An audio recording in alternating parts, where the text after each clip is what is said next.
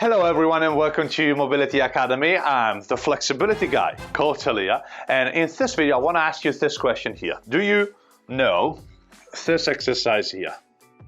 Do you recognize this exercise here? I'm sure that you know it because a lot of people do this, but I strongly suggest you not to do it because it's a waste of time. It's a waste of your time.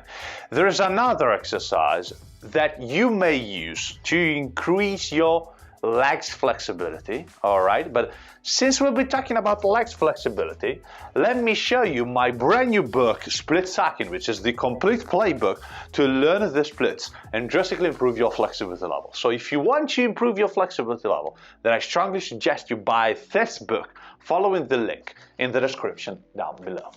All right? With that said, let's start. Alright guys, so the exercise I showed you earlier was an exercise to stretch your hip flexors, so the muscles in the front part of your leg. And people usually do that because it requires minimal equipment, alright? But I want to show you another exercise which requires minimal equipment as well, alright? Just a wall, couple of yoga blocks, really minimal equipment.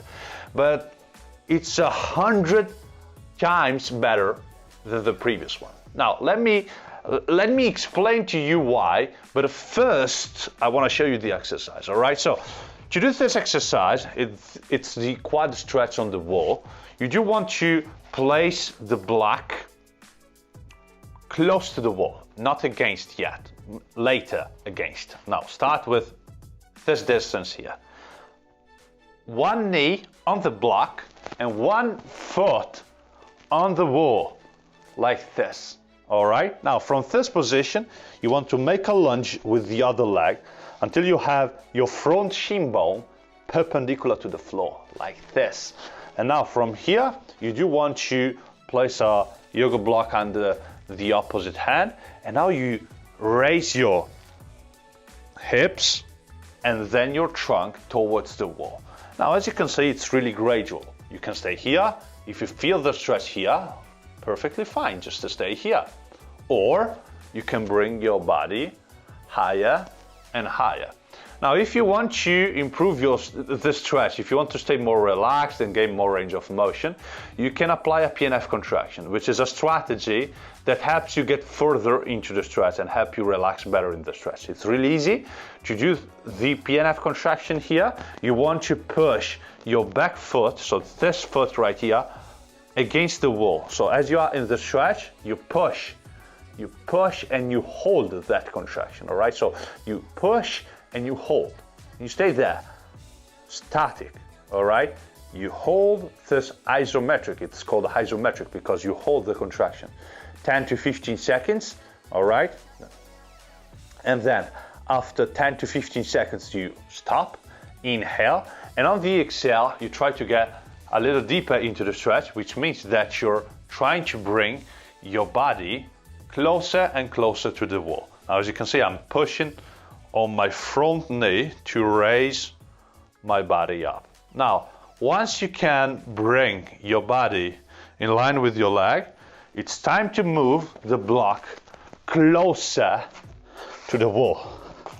Closer and closer until you have it against the wall. Now again, you can stay in the poses, in the stretching pose, 6 to 10 breaths. All right, so 6 to 10 breaths, you want to stay here. And you just want to relax, breathe, etc. Then you can make 1 to 3 Pnf contractions, which means that you're going to push your foot against the wall for a count of 10 to 15 seconds. And then as you stop the contraction, you inhale, exhale, and get deeper into the stretch. Now, as you can see, at some point, you'll be leaving the yoga block and you'll be placing both hands on the front knee and push for the final stretch right here. As you can see, the stretch is complete once you have your torso in line with the wall. And remember, you don't want to arch the back. You don't want to arch the back. You want to keep the back straight. You go honest with the stretch. Keep the back straight and just go against the wall. That's what we want to do in this stretch. Now why this stretch is better? Because your hips are fixed here. Now here, as you can see, let's assume I'm standing, all right? Can you see how the hip is moving? I can compensate the stretch. I can go forward with my body, with the trunk, and back with the hip.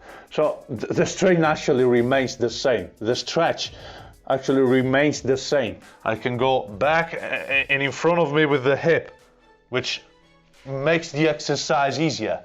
So it's really easy, too easy, to compensate in that stretch, in the runner's stretch, all right? Because like I can move the hip, I can move the leg. Of course, it's good, but it's not optimal. Here I'm teaching you something that is optimal. So use your time in an optimal way to increase the flexibility of your legs, of your hips, all right? And this, if you want to stretch your quads here, this stretch, the one on the wall, is what I strongly suggest you do, all right? But I want to listen. I want to listen to your personal opinions, to your questions, to your doubts regarding this exercise here. So if you have any questions or doubts, please write them down in the comments down below and hit that like button if you enjoyed this content, helping me grow this YouTube channel. All right, guys? With that said, I hope that everything is clear for this stretch. Have a nice stretch. That's all from the flexibility guy, Coach Elia. See you in the next video.